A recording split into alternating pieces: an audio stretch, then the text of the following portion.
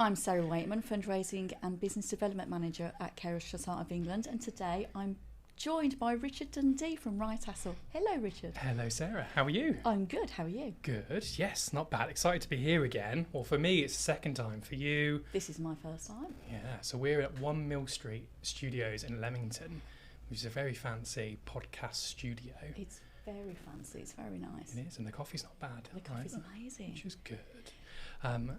And you're going to grill me on powers of attorney I today. am going to grill you on powers of attorney Good. today. We would really value your expert opinion and advice. One of the biggest things I think for me, particularly going through the carer journey with my mum with dementia, was what's the power of attorney? When should it be kicked in? All those ethical, questions that you have around it, and you've got to do it, but it's a big decision.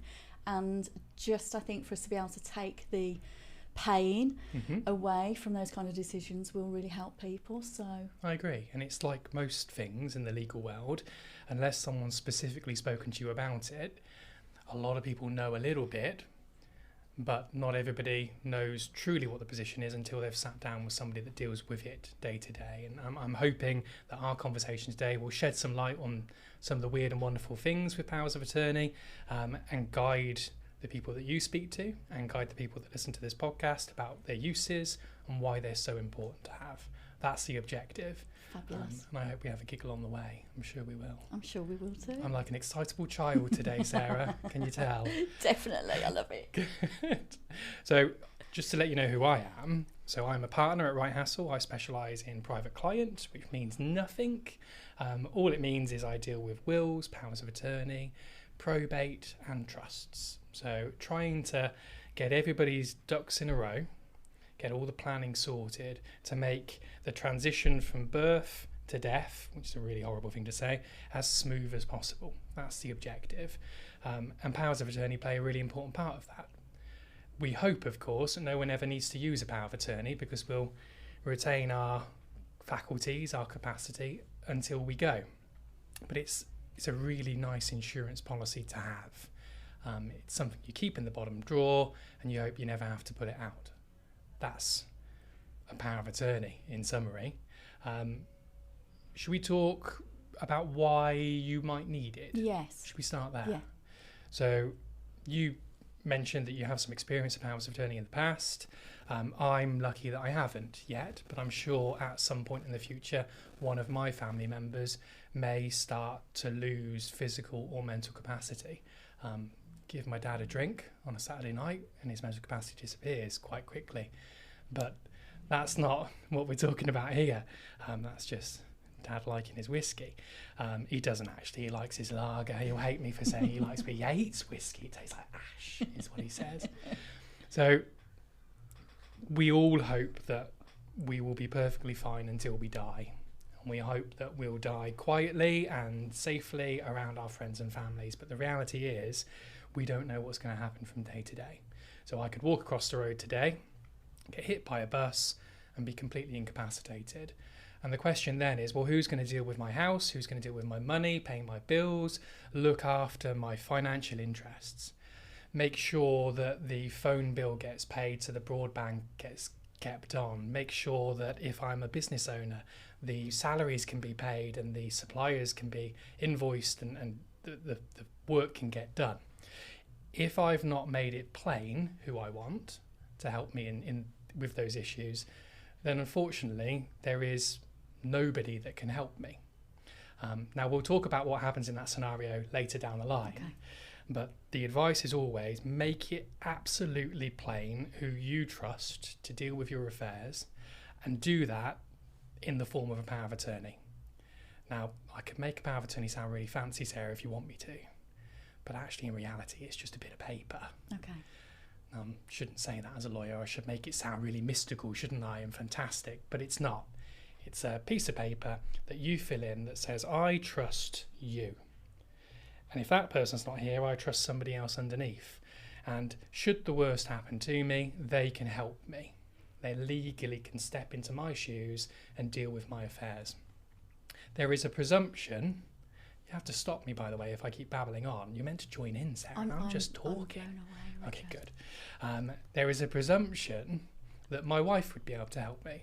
And if I don't have a wife, my children might be able to help me. Or if I don't have children, my parents should be able to help me. So there's always this presumption that there will be somebody that can take the lead and deal with it. But in law, the reality is that that's just not the case. So it's really important, no matter what your age, whatever your relationship status, whether or not you've got children, it's really important that you make it absolutely plain that I want that person. So how do I do it? Well, before 2007, I'd have completed what's called an enduring power of attorney. 4 or 5 pages long, exactly the same process. I pick you, Sarah, to be my power of attorney. Okay. I trust that you'll do the job right. Sign the bit of paper, you sign the bit of paper, and we stick it in the drawer. Nowadays, since 2007, we can't make enduring powers of attorney anymore. They're lasting powers of attorney. Same idea, I trust you to act on my behalf, but the form has become a lot longer. Still a process of you signing and me signing, but now there must be somebody to confirm that I have relevant capacity. Right. So that might be the person that's preparing the document, the solicitor, the lawyer, or it might be somebody that I've known for a period of time that can confirm that I'm okay to do this. So very much a form-filling exercise. The key thing with a power of attorney is that I trust the people that I'm appointing. If I don't trust them, they're not the right people for me. Okay, that makes perfect sense. Good. Why would I want somebody to help me?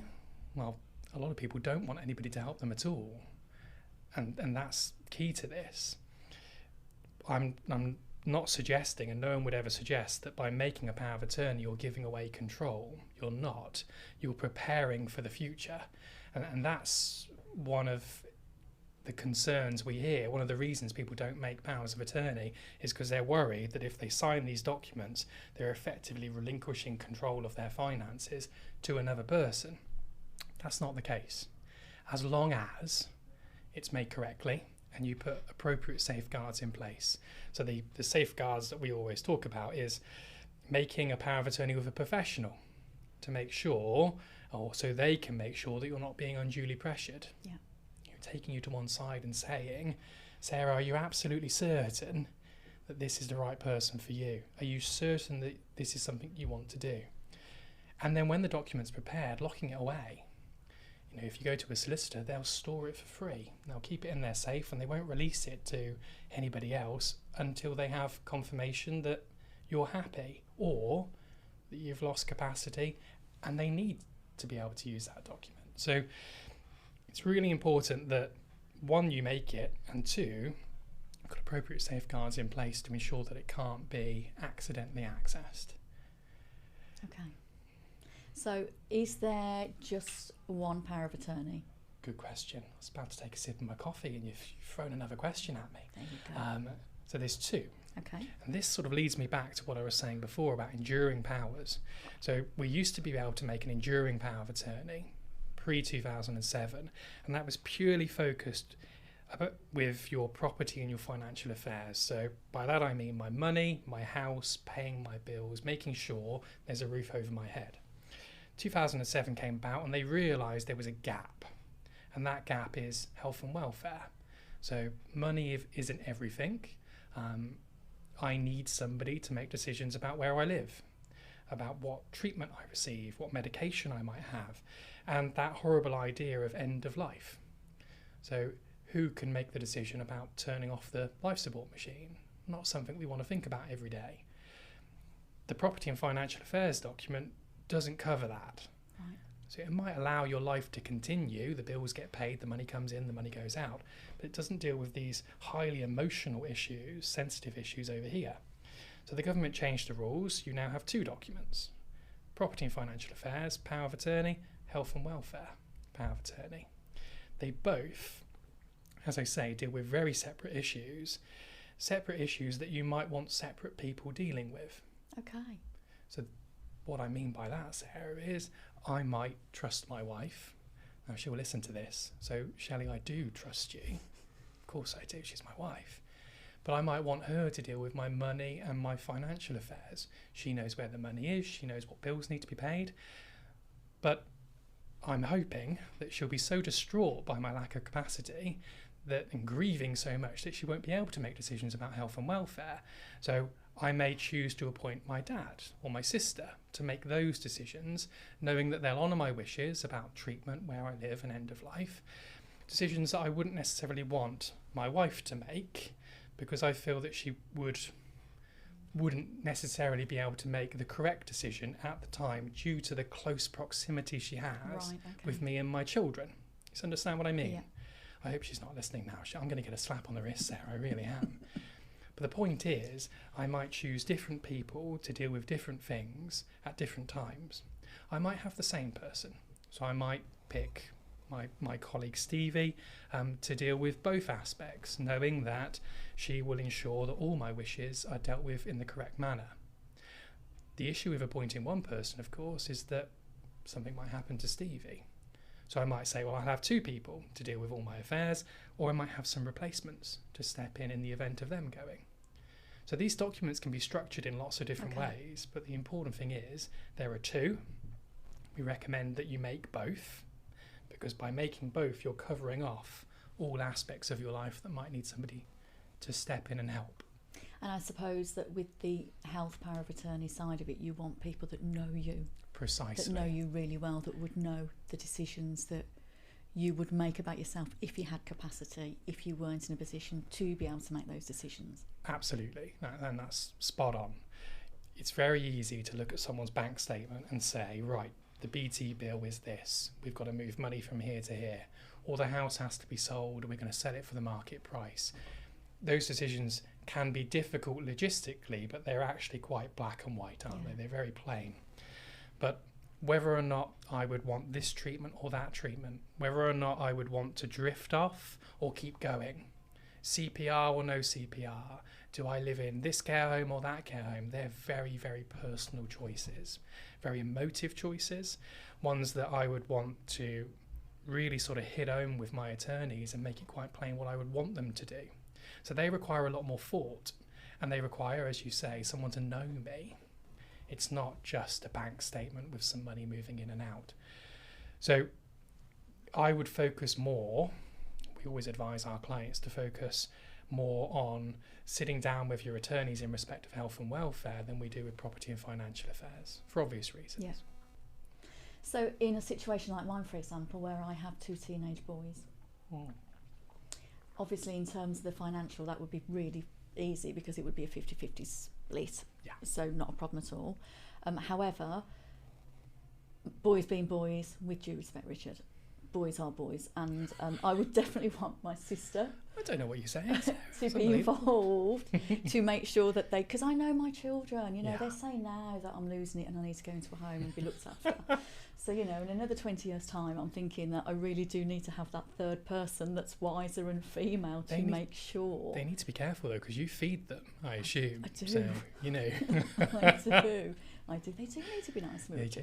They do. But obviously, it would make sense to me to make sure I'd got that older, wiser Absolutely. guru that would know exactly what my wants and wishes are involved in that. But she wouldn't necessarily then need to be involved in the financial one because that would be a straight split as such. And even if you had, so in your example, your two boys and your sister, acting on both capacities, so money and finance and health and welfare, that doesn't mean that all of your attorneys need to act at the same time.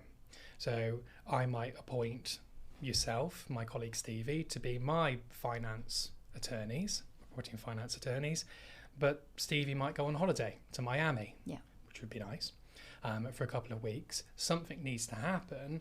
Does it require Stevie to be present at that moment in time? Well, if it's prepared correctly, if the document's prepared correctly, it can be that you can act independently.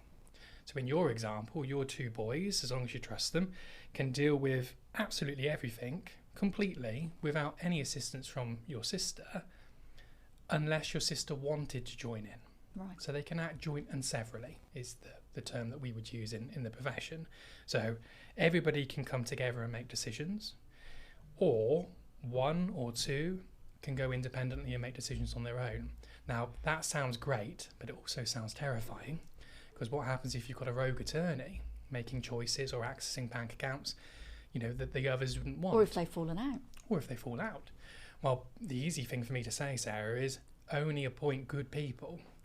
And the problem is, how do I know that the people I'm going to appoint are going to be the right people in 20 years' time? Absolutely. There's no answer to that, unfortunately. It is what it is. So you've got to think long and hard at the beginning. Now, you can, of course, change your mind and amend the document, or more particularly, scrap it and start again at later stages. But you can only do that whilst you've got capacity.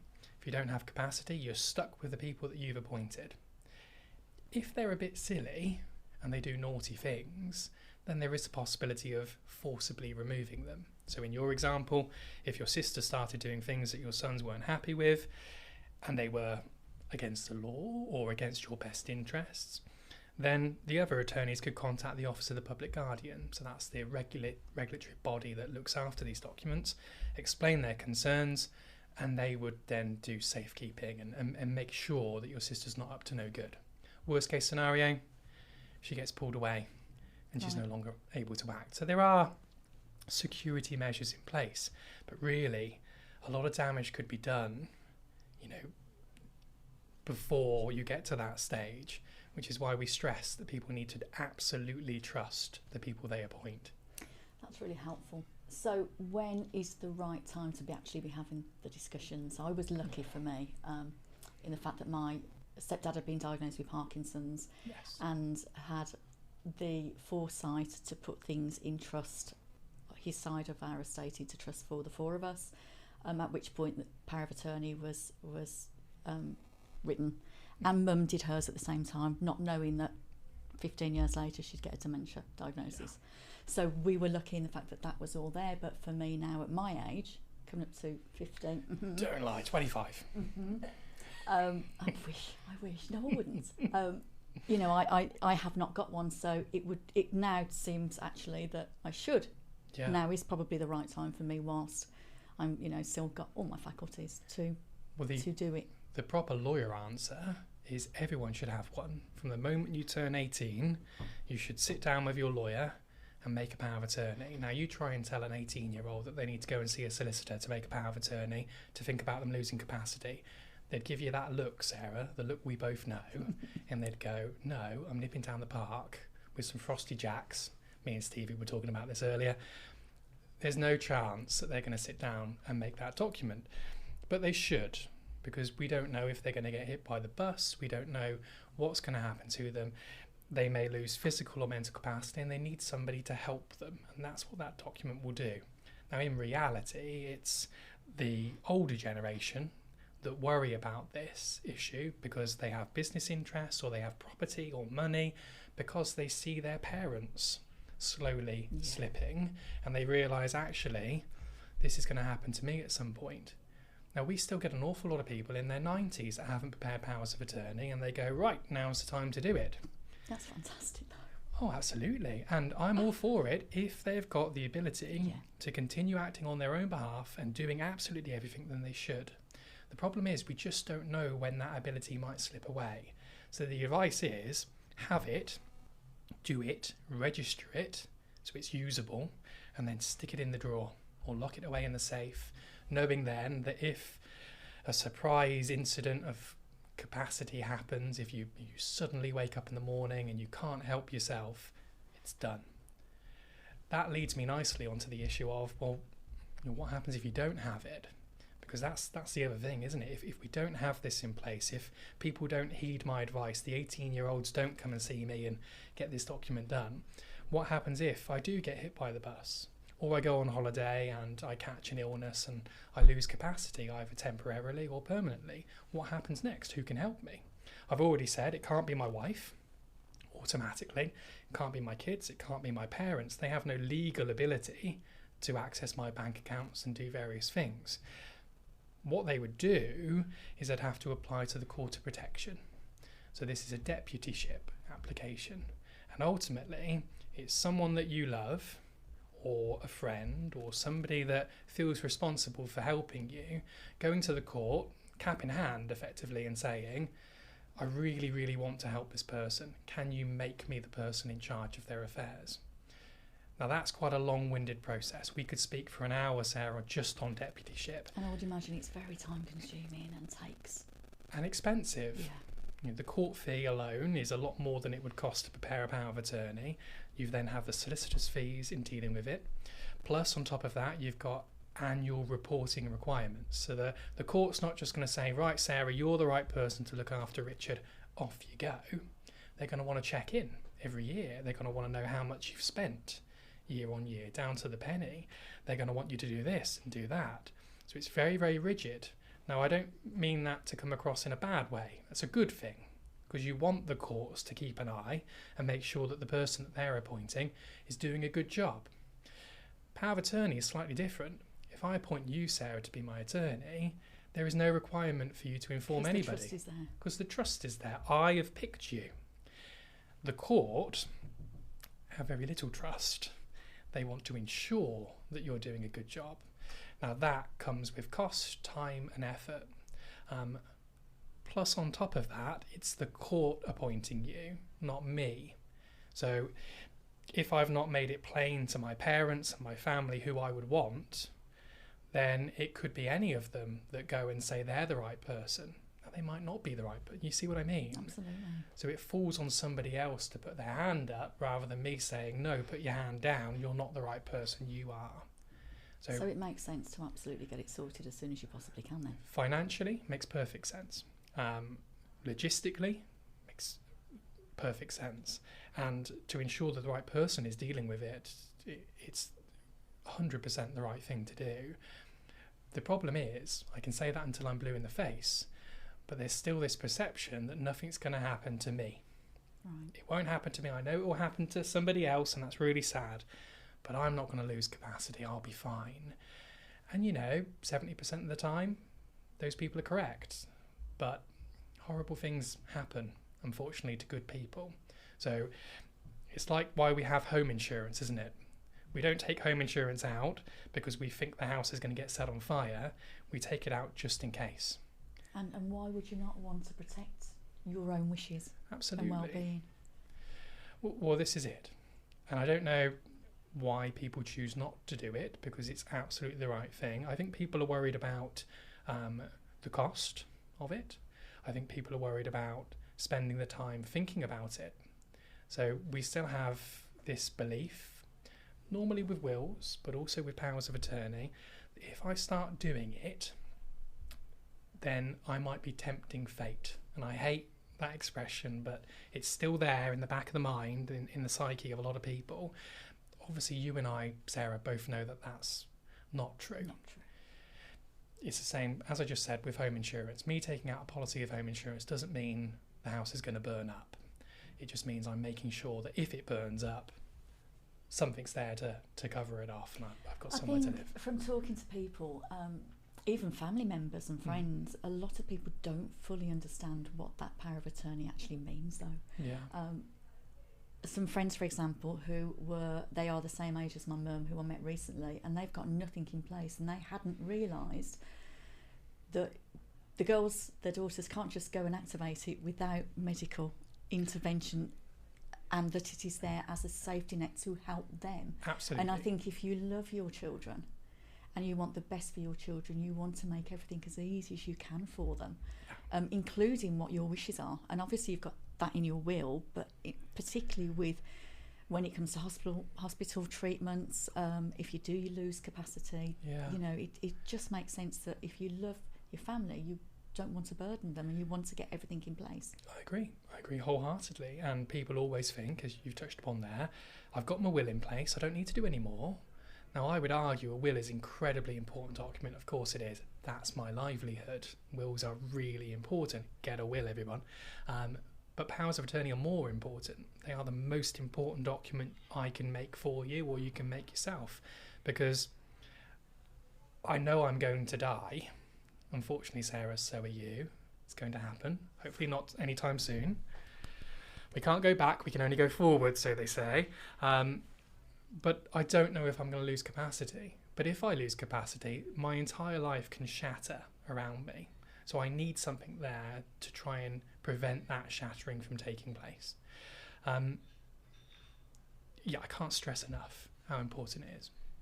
So we have power of attorney. It's We do. all set up.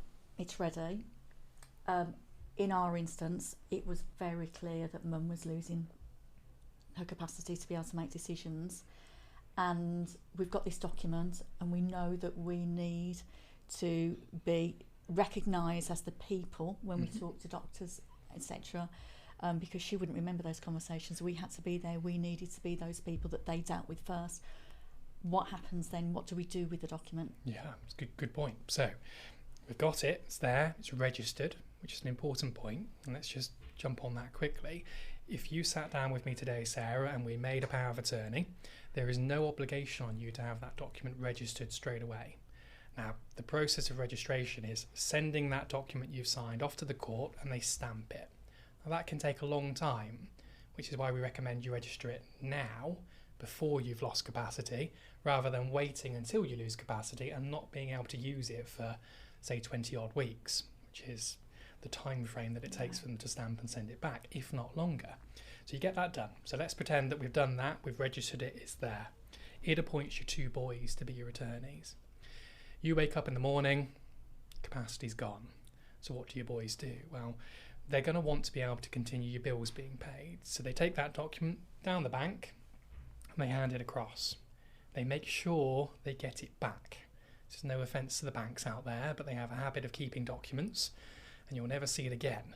So you hand it to them, they photocopy it, they hand the original back to you. They log on their system that, you know, they are now the right people to deal with. They may, of course, ask to see proof that you can no longer act on your behalf.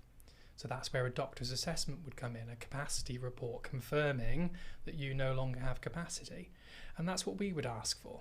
So if your boys knocked on our office door and said, Richard, you know how you made a document for Mum many years ago, can we have it please? I'd be saying, absolutely you can, but prove to me that Mum can't come and get it herself. So I'll go and ring Mum, or you get a capacity report in my hand. So that's an added safeguard, which is what you would want, Sarah, Absolutely. isn't it? Because although we trust the boys, of course we do, there are reasons why they might find themselves in financial difficulties, see your finance as an option to get out, you know, and solve their problems. So you want those safeguards in place. But as long as they can be satisfied, ultimately they're going to hand it to the right people and they step into your shoes. It's as simple as that. I think one of the biggest things is knowing when the right time is Agreed. to activate it Now as such. the property and financial affairs one is special compared to the health and welfare document. So the health and welfare, and just to recap, that's dealing with your medication, your health, where you live, and end of life. That can only be used by your boys once you've lost capacity. So that's mental capacity, that's gone. And they have to prove, as we've just said, that that has happened. Now that's normally a very obvious moment when you can no longer make those decisions for yourself. And I wouldn't want my wife or kids making choices about what treatment I had if I could make those choices. That makes perfect sense. The property and financial affairs document, however, is a bit more flexible. So I could wake up one morning, be perfectly fine, but really don't feel like going down the bank. I could appoint you, Sarah, to be my attorney. I could hand that document to you and you become me. So it can be used with consent, ultimately. Right, okay. Now, if I should lose capacity and you can prove I've lost capacity, then you can take that document and use it at will. You know, you are now me for all intents and purposes. But also, whilst I have capacity, I can hand the document to you and say, Sarah, be me for this limited episode here. Go and do that thing. Or if I'm on holiday and I want to sell my house, Sarah, you're now me. Get it done. I want it sold before I come back from Miami or somewhere nice. I haven't been anywhere nice this year, Sarah, can you tell? I'm desperate to go. So really flexible, but flexibility can sometimes equal danger. Yeah. So this is, once again, I trust the right people, I hand it to them and I demand it back. You know, here you go, Sarah, go and do this. I expect it back on my desk by the end of the day. If you don't give it back, then I start to get a little bit worried. But then if I had got a disability and leaving the house was very difficult, perfect. you know, if we entered a pandemic again and I was vulnerable and I didn't want to go out and be around other people, that could be a really good option. Really, really flexible option. A lot of people say, well, I don't need that because I've added my mum or my wife or whoever onto my bank accounts as a third-party signatory. And that would work to deal with that particular account. But you can't do that for everything. You can't do that for the phone bill. You can't do that for the house. You can't do that for the car. A power of attorney covers off every financial sort of decision I might need to make. So effectively today, Sarah, become me. Do all my washing. Make me dinner. I'm joking. Deal with all my bills. Poor Shelley. I know, poor Shelley. Don't feel too bad for her. She lives a happy life. Become me. Help me. So really, really useful thing to have, as you say, in circumstances where I'm just not able to, either because I don't want to, which some days I don't feel like doing anything, or I might not physically be able to. So I need help. I've still got capacity, so I can make those choices, but I physically can't go out and deal with these issues I have. Go and do it for me. As long as I trust you, and I give you the document and you hand it back, and I can lock it away again, it's a really useful thing to have. And I think the same for us as a family with the health and welfare. That's where that was really useful because, you know, Mum didn't look as if she got any problems and she was answering the right questions, but we as her family knew. And that document allowed, well, it meant that we could say, actually, no, you're talking to us. We want to speak to you. Precisely. You don't talk to Mum, you talk to us. So it meant that in terms of the medical profession, they had to talk to us so that we could make sure that everything was put in place and that the medication was right and the appointments were right, etc. Quite right. And it comes back to this assumption that a lot of people have that I don't need it because of course they're going to deal with me. Of course I'm going to be able to step in. That assumption is wrong. You know, they will simply sideline you. So you've got to have it in black and white. You've got to have it there. A lot of professionals, of course, doctors, carers, will try and involve the family. But when push comes to shove and the decision needs to be made, if you've not got the correct legal documentation, unfortunately your voice will not get heard. And that's really important for a person to understand if they want somebody else to have the voice for them. Yeah. Okay, so obviously we've touched about making sure that you've got people that you trust. So for us it was easy. There were 3 siblings, so all 3 of us had the same power of attorney rights as such, so we all had an equal share of it. If there was only one person, but you did trust them, but you want to make sure that that one person is doing the right thing, is this where you as the expert and the legal person can work with that person as well? Absolutely. Okay. So you could. Now we never recommend it in the first instance. So professional attorneys, as the name would be, they're there to step in and assist and make those decisions normally when there's nobody else. So in my circumstance, or in your circumstances, Sarah, I would never be advising you to appoint the firm or your accountant or your IFA to be your attorney, because you've got good people. You've got your boys, you've got your sister. So why would you or your loved ones incur the cost? Because there's always a cost to professional acting, of course there is. Be naive to think otherwise. Why would you appoint somebody that's going to charge fees to do the same job? Now, in the limited circumstances where people don't have anybody they can trust, or the only person I have is somebody that's of a similar age to me. Now, I say that because chances are if I'm losing capacity and I'm a certain age, the person I'm appointed, who's a similar age, might lose capacity or die at a similar time to me. Yeah. So I want an assurance that there's going to be somebody there at all times. So that's when having a professional on board who can step up to the plate at the right time, in the knowledge that it might cost a few quid down the line, but in the knowledge that they'll always be there, is a really useful thing. Plus, on top of that, they're completely unbiased. You know, a professional attorney has no vested interest in making sure that these monies aren't touched or this asset over here isn't sold. They're going to look after your best interests in whatever way, shape or form. One, because their PI is on their line, their insurance is on their line. They need to make sure that they're doing the job absolutely correctly. Whereas a lay trustee, lay attorney, I should say, wrong wrong thing there, not a trustee, attorney. They're doing the best job they can possibly do. Of course they are. They're looking after your best interests. But if they make a mistake, no one's going to be breathing down their neck necessarily, unless they make a really, really bad mistake and then the regulator gets involved.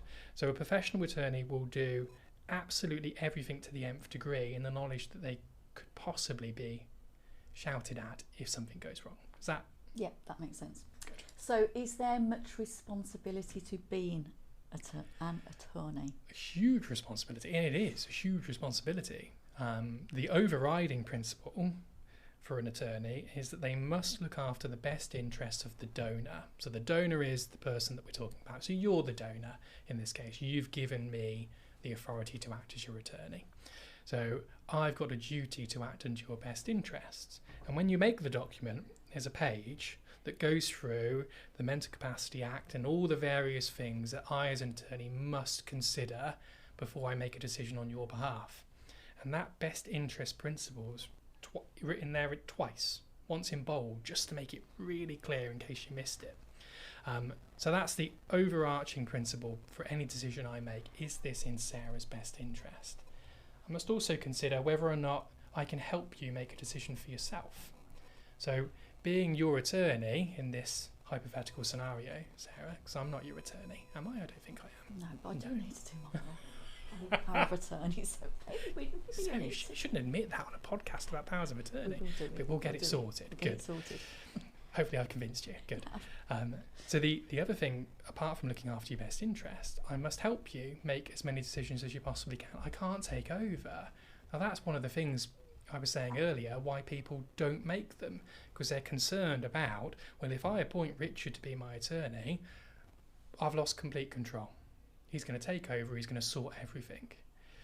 That might be a good thing, or for a lot of people it's a bad thing. Actually, no, I want to continue doing these things.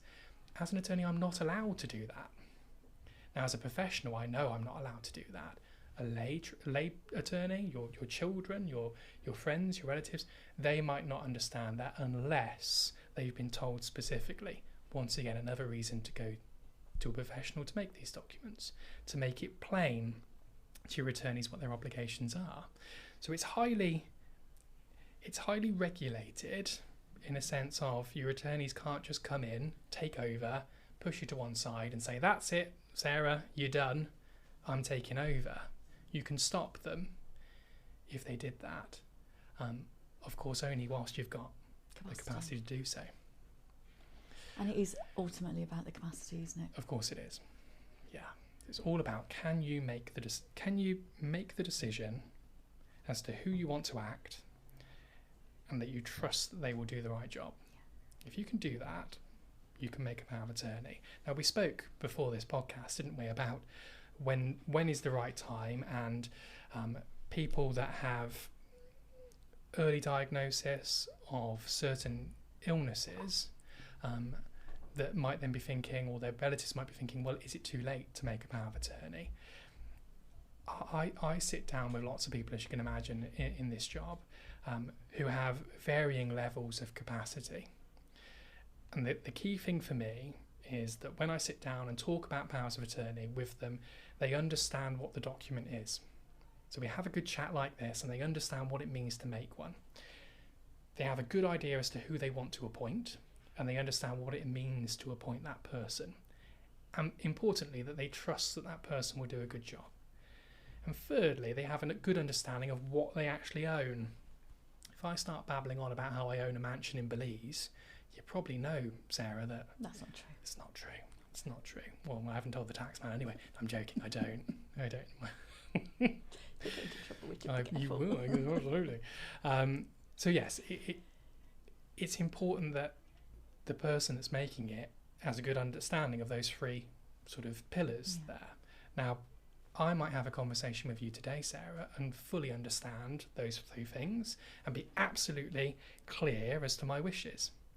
Tomorrow, however, that might have gone. I might be having a bad day. I might not know you from Stevie. My capacity might wane, but then the next day it will pick up again.